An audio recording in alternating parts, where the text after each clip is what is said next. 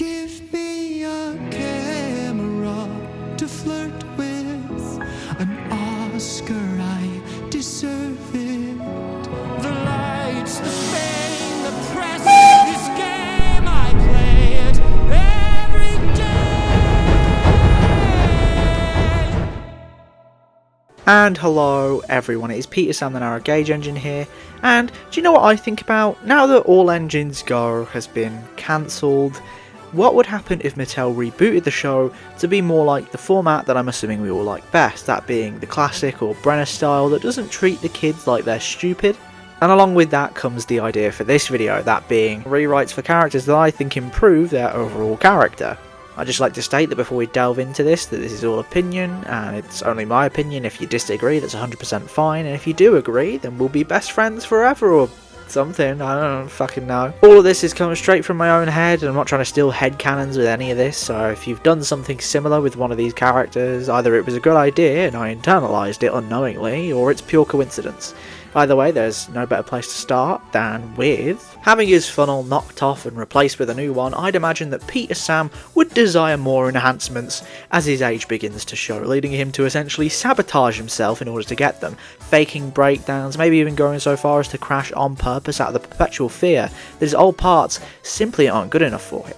Unfortunately, this plan backfires when he's kept in the shed for a very long time until those parts can arrive, but eventually they do, and he can continue with his life on the Skarloey, having realised his fear was his true hubris, as opposed to the parts in him that were absolutely fine and he destroyed himself for no real reason. Sorry if this is a bit heavy for the start of the video, I promise there's some more relaxed entries on the list, but that's not the case for this one, and it won't be for the next one either. I think we should focus a lot more on Gordon's class, with not only his status as an A1, but his status as a prototype, giving him this snobbery and a lot of his pride from being an A1. This is slowly chipped away at through the years as Gordon sees newer and newer engines of all kinds make their way onto Sodor, and he hears of his fellow class members dying and being scrapped. All of this leads into his first interactions with the Flying Scotsman, Gordon's reward turned nightmare as he realises he objectively despises everything Scotsman stands for and begins to reject his identity and all of his previous boastful behaviour, turning him into a more grounded character.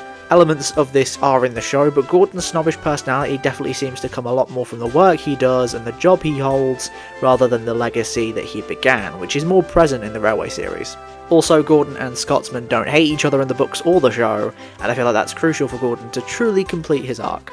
Pretty much everything about Hero is well crafted, but I think his main interactions throughout the show should be with Daisy, as Hero is this sage engine with knowledge and someone who's been given a second chance at life, whereas Daisy is not as experienced and overreacts at the slightest hurdle. These two could definitely balance the other out in a similar way to Henry's Hero from season 17, except it's better due to the clashing ideals of modernisation and preservation being rooted in their characters. Hot take alert, I think if Mattel are going to do anything with Skarloey from now on, this guy's whole origin should be rewritten, because I think it's fairly obvious that these guys would be marketed as the cute little pocket trains that rush about in their adorably teeny tiny way if they were brought back in any format. And the figurehead of that would be Skarloey, so it would make no sense to have him as the wise engine. Instead I present this forward. Skarloey is built on Sodor based on the design of Taliclin for the new Skarloey Railway. It is unfortunately really hard to get parts to Sodor, and since the railway owner, whoever that may be, doesn't want him built somewhere more convenient, as that takes away from the spectacle of an engine built on the railway and named after it, it takes at least a decade to get him up to working order. During this time, the already built brother of Dolgok, known as Rheneas, has begun running the line, soon joined by Sahandel and Peter Sam. Their shared origin would be the same as before. When Skarloey is finally built, he has a lot to learn, but I like to think he shares similarities to Thomas, and the two strike up a friendship of sorts because of it. However, I think where Thomas and Skarloey differ would be Skarloey's unbearably pompous attitude as a result of the railway seemingly being built for him, so his arc would be about learning to include others in conjunction with becoming really useful. That way, Mattel get their cute little mini trains that can act like babies, and we all get to sleep at night knowing that Skarloey actually fits that role now. It's not just unexplained shifting from one thing to the other, there's actual fucking structure behind it. We kinda just spoke on him and his origin, so I'll keep it snappy, but Rheneas should be more like a father to Skarloey than the brother he once was. In fact, he's the father figure to every Skarloey railway engine that arrives, and to show that, I think his design should be altered. Maybe make him a bit taller or a bit larger, not to the point where it looks weird, but enough so that he seems like he is the leader, quote unquote, if you will. Thomas in the show is kind of all over the place with his characterization, but they end up settling with this basic ass nice Thomas, which is fine when there's other characteristics to back it up, but there usually isn't. So let's revert back to the more savage and grumpier Thomas. I feel like his whole ambition to see the world needs one more thing, and that is a load of temptation. And when one character is so devoted to a goal above anything else, what we end up getting is a wild card, someone whose actions we are unsure of, and that is what Thomas should be most of the time. I know this is sort of his show and everything, but that's why the role of the next character we're about to talk about is so crucial. I like the idea that all engines go presented of Thomas having a father figure that is an engine, but the character they go with, in my opinion, is wrong. Toby is experienced in both the work he does and in helping other more flawed characters grow out of their childish tendencies, so Toby's role would be to act as the angel on Thomas's shoulder. His origin could be a lot sadder too, as I think the idea of Toby losing more than just the line he worked on could provide a lot more emotional depth to his character. Maybe a fellow engine who wasn't bought by the Fat Controller, or scrapped before he had the chance to buy them at all. But we can't make Toby an absolute saint, which is where the next character comes in. Percy will be the result of second child syndrome within the family dynamic of the Farquhar trio, simultaneously being heavily scrutinised and ignored by Toby, which provides him with his hot-headed angst we see loads of. This creates an interesting love-hate relationship between him and Thomas, as he envies Thomas's infamy and detests his egotism, but cannot help but admire his determination. Similarly with Toby, he hates how Toby always seems to be drawn more to Thomas, but really does enjoy the moments that the tram chooses to spend with him. These pair were at their best when they were big, dumb brutes. Day of the Diesel rings true as an example. Them as serial killers is a bit too dark for such insignificant characters, and them as schoolyard bullies that rattle off slimy one-liners is too babyish. Keep them stupid, keep them imposing, but just make them the lackeys whenever an evil Diesel character needs one. I feel like we can broaden Rosie's fangirling to a different extent that is far more interesting and a bit terrifying. Not Ari and Bert levels, but as close as I can push it without making us all hide behind the cushions of our sofas or the quilts of our beds. Rosie's fangirling of Thomas will be obsessive, to the point where she watches his every move to see how he does everything. Of course, she'd have to interact with him too in order to see how he operates. This all comes to a head when Thomas goes ill and she is made to work his line and copies what he does to the letter, all in a bid to impress him.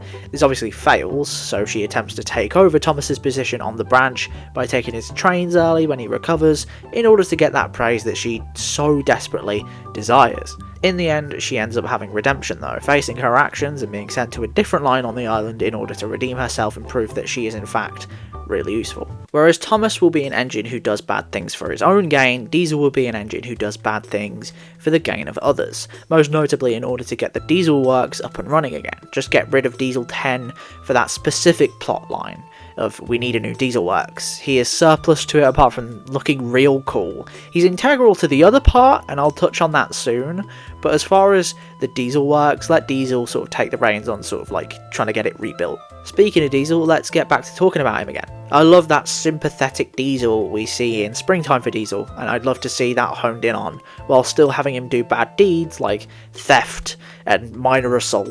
Real devious deeds fit for the real devious Diesel. Duck is often rather pompous in his way of thinking, leading to others not liking him, so how do we balance that out so that Duck is constantly humbled?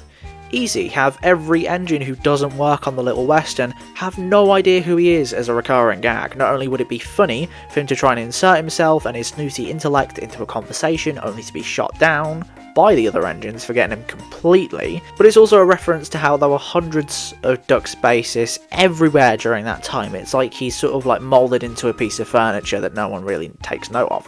As well as this, Duck does just disappear between seasons 8 and 11, so it's also a reference to that too.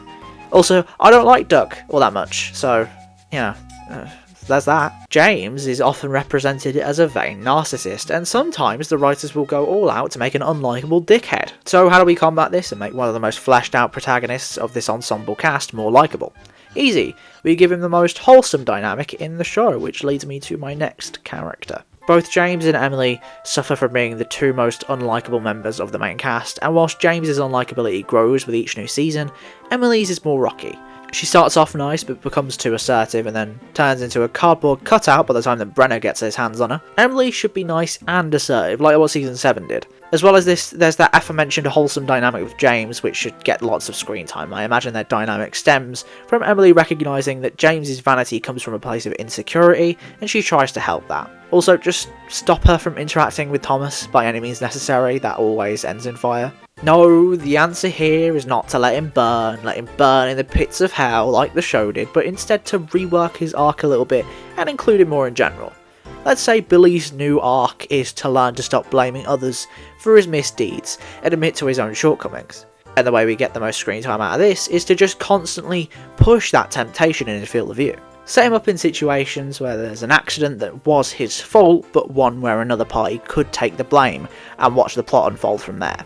Will he lie? Will he tell the truth? The decision is yours if you take this on. Edward's character isn't about changing so much as it's about adapting. In a world of constant modernisation, he is a thing of the past and therefore should constantly have to battle with himself to accept the changes in front of him. That is something that surprisingly Edward Strikes Out does well, just not presented in the best way. The idea of Edward struggling to accept newer things isn't bad, but make those newer things have more relevance to him personally, not just a big red breakdown crane vibing at Brendan.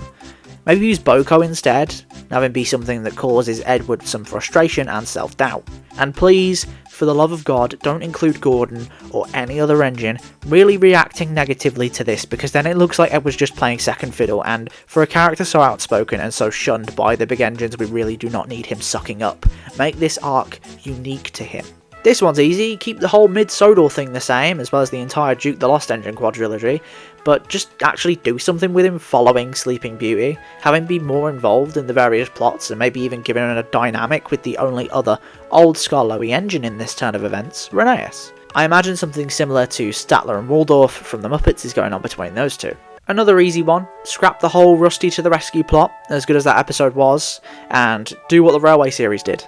However, I want his stay to be more impactful, so sprinkle in some of the events from another Railway series title, Wilbur the Forest Engine, specifically the stories Cab Over Wheels and Wired Up, making substitutions and rewrites where necessary. Boom. Already a much more impactful character that stays more than like 4 episodes. Also, I'd like for there to be a scene in which Stepney finds a van of pink sugar, and he's immediately repulsed by it. If you know, you know. The only problem I have with Mavis is that she just isn't enough of a parental force towards Bill and Ben when they inevitably end up working alongside her, so let's change that by having Bill and Ben start their Sodor journey at the Farquhar Quarry alongside her, and her having to come to grips with the pair as they cause mischief before Toby arrives and manages to wrangle the situation like the steam tram equivalent of Super Nanny before teaching Mavis his celestial ways and leaving. Also, the idea of Toby just being Super Nanny is really funny to me. You guys are in a crisis, I'm on my way. When I got in, Bill and Ben were just absolutely destroying the quarry. It's just... As we just discussed, Bill and Ben will be bought by Sir Topham Hatt to work at the Farquhar Quarry, but it doesn't mean that we can limit them to just working there. They'll be sent wherever needed at certain points in the stories when the work is too much for an engine. Perhaps the clay pits end up overcrowded with trucks, so Bill and Ben travel there to help whichever engine ends up working there, most likely Boko. We could have them travelling to the harbour, the cement works. I'm sure they find their way to Crovent's Gate to help out there somehow eventually. The sole goal of these two from a narrative standpoint is to fuck everything up for others, so I can't understand why the writers rarely, if ever, take advantage of it. They just use it on one character as opposed to loads of characters, which I feel like is just sort of bullying, and I don't like it. Murdoch is orange. So let's just hone in on colour symbolism and play around with that, because what the fuck else is there to this bloke? Orange can connote determination and strength, and those are definitely two things that this guy has in spades. Adversely, it can represent superficiality and tactlessness, which means this guy is vain and lacks social awareness. Immediately, those traits would do well with a character like Whiff, who gives zero shits about his outward appearance and is rarely fazed by anything, so would just ignore Murdoch's very outward complaining towards working at the waste dump, or Whiff being just generally dirty. As well as this, if we're going by Green Lantern logic, the Orange Lanterns are fueled by avarice and greed, which fits in with the drive that Murdoch has to work hard when it's trains that don't want to make him spew all over the tracks in front of him. So I can imagine a plot where Murdoch gatekeeps goods trains from other engines in order to prove himself to whichever engine is taking the piss out of him that day, probably Thomas, and ends up breaking down or something like that. A thing I've learned when making characters is, when in doubt, go back to basics. Associate them with one colour and build from there, and I think here it's worked pretty well. We're going to do the same thing that we did with Murdoch, I'll just be quicker about it. Positively, yellow, Molly's livery, connotes joyfulness and energy, whilst negatively it connotes caution and cowardice. I imagine Molly to be someone rather outgoing and rather sweet, until she's pushed out of her comfort zone, which causes her to stop communicating and shut down out of the overwhelming fear that she'll be seen as weak or unintelligent. There we are, moving on. I've often had a big problem with the story of Proteus, as to be honest there isn't really one. It's just bits and pieces and that's it.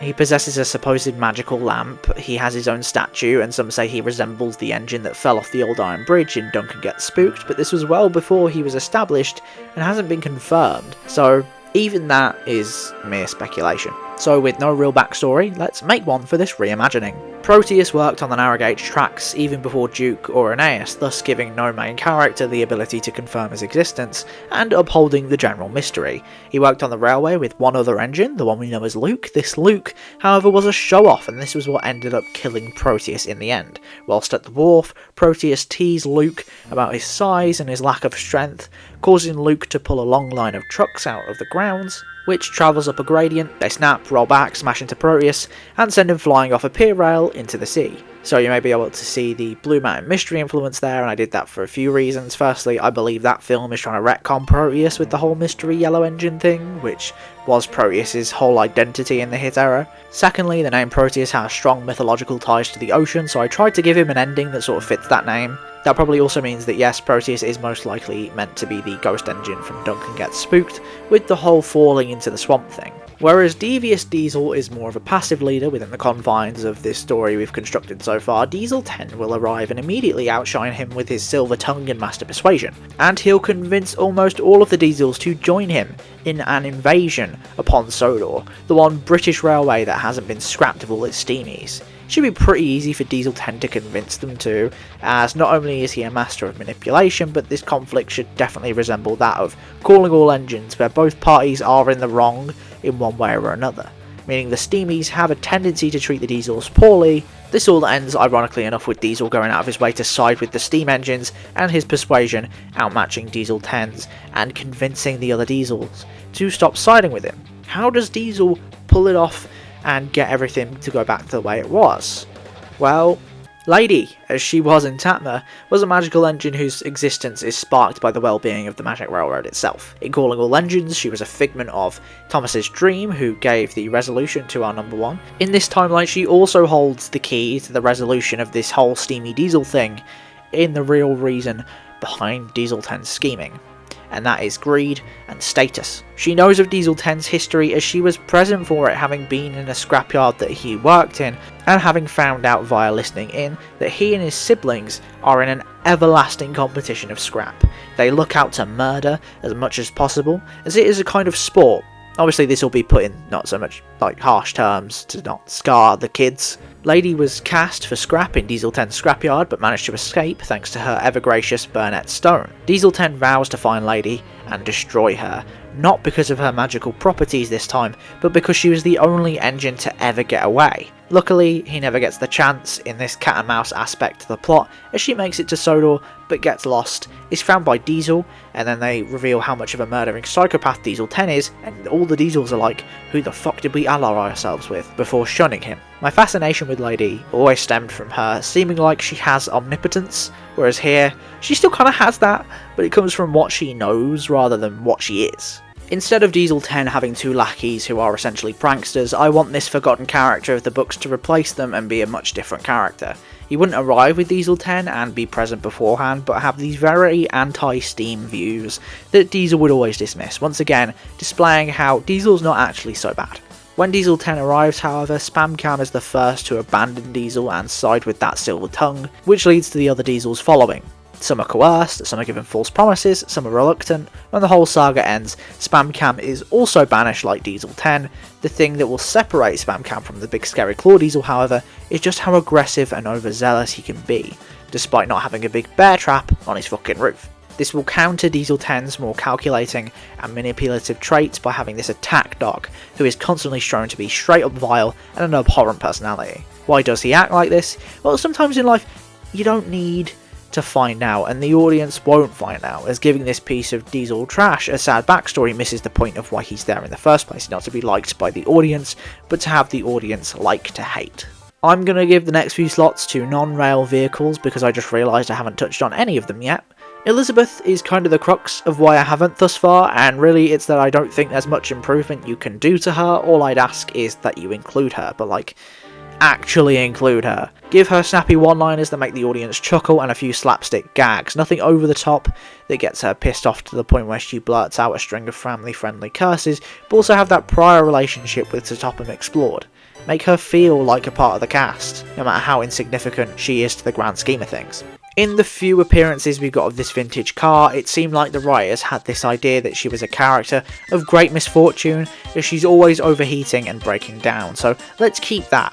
Have her be the obstacle in the story that continually breaks down until one day one of the engines, probably Gordon due to his strong link of the whole aging process, believes that she is being scrapped. An idea seen in the season 19 episode The Truth About Toby, except don't have it spread like a rumour with nobody actually helping, have Gordon immediately go down there to help and find out she's being repaired instead. And from there on out we have a rather unlikely pairing becoming great friends. I'm pretty much just pulling shit out of the back of my bunker at this point. Bulgy is the amalgamation of Bertie and George. He's a bus, but he doesn't like railways.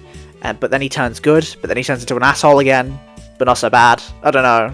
I haven't really watched those Brother episodes yet. So how do we make him more compelling? Well, firstly we establish him and George as a pairing before we have Bulgy get involved with Diesel 10's schemes, despite George thinking it's a bad idea and not falling for that silver tongue. Yes, George of all characters has that level of common sense, who knew? Anyway, Bulgy helps Diesel 10 by faking breakdowns, basically fucking up the operations of the railway as much as he can until the invasion plotline comes to a head. And then this top 10 anime betrayals of all time moment happens and Diesel 10 backstabs Bulgy, whether it be getting the bus to crash on purpose or just telling him he lied to him to get what he wanted. After the whole feud comes to an end, Bulgy repents and does his best not to get thrown off Sodor, but still detests engines due to that betrayal. Also, I fully support anyone that decides to ship Bulgy and George based off this video. Let's turn Oliver into Olivia. Not only does the gender swap help with not making Isabella feel like she sticks out as the only female in the pack, on top of the fact that she is the only steam-powered vehicle, but also two Olivers hit entertainment. Really, who the fuck forgot the other one existed? I hope someone got fired for that mistake. Keep basically everything else the same, but if you're bringing back Mattel, you have to bring back Ned too. That's why the season 20 pack sucks. You just brought back whoever was easiest to render in without actually taking character and dynamics into the equation. This might be a bit of a hot take, considering I also said that I like Oliver more than Duck, but what the fuck is the point of Oliver, genuinely? After his big rescue at the hands of Douglas, he just exists and does some stuff with Toad, and really does not do a whole heck of a lot, so I'll submit this forward. Have Oliver be the biggest rule breaker known to mankind. This contrasts heavily with Duck's by-the-book approach, and can actually show how sometimes going against what is considered right can pose a better outcome. Have him be reckless, a bit overconfident, just give him those very Indiana Jones personality traits. Sure, it makes the Little Western Fleet a lot less likeable, but then again, that's why we have. I'm going to keep Ryan as the everyman character, and the reason for that is because the other characters on the Little Western I want to be more intense than they were before. Ryan is meant to be representative of the average viewer sitting down and watching the madness unfold around them. He reacts like we should, and he tries to apply his normalcy and fix things every time, but it's basically like putting a plaster on to try and heal a dismemberment. It won't work. Or it'll work for 2 seconds before the plaster snaps and then we're right back to square one. Now, whilst it does sound like hell, this chaos is made better by his friendship with Toad, the brake van, the only other normal main character around. As well as this, the other characters all definitely value Ryan, and you can tell that because they do listen to him, they just can't get over their own shortcomings. Sure, Ryan being normal isn't anything crazy revolutionary, but the difference is he's more confident and more experienced and has a new likeable finesse about him that he didn't have previously. This is going to sound narcissistic of me, but I don't give a shit. My solution for these two is to do what I did with them in Locomotives. For those who haven't watched my whole storyline with them, was the idea of separating them and having them be very individualistic. with Donald being more hot-headed and Douglas being a lot more laid back, but he's still prone to arguing with his brother. Instead of another railway Douglas is offered a job at, however, it'd be Topham requesting him to move to a different part of the island to work there, maybe the Great Waterton branch line.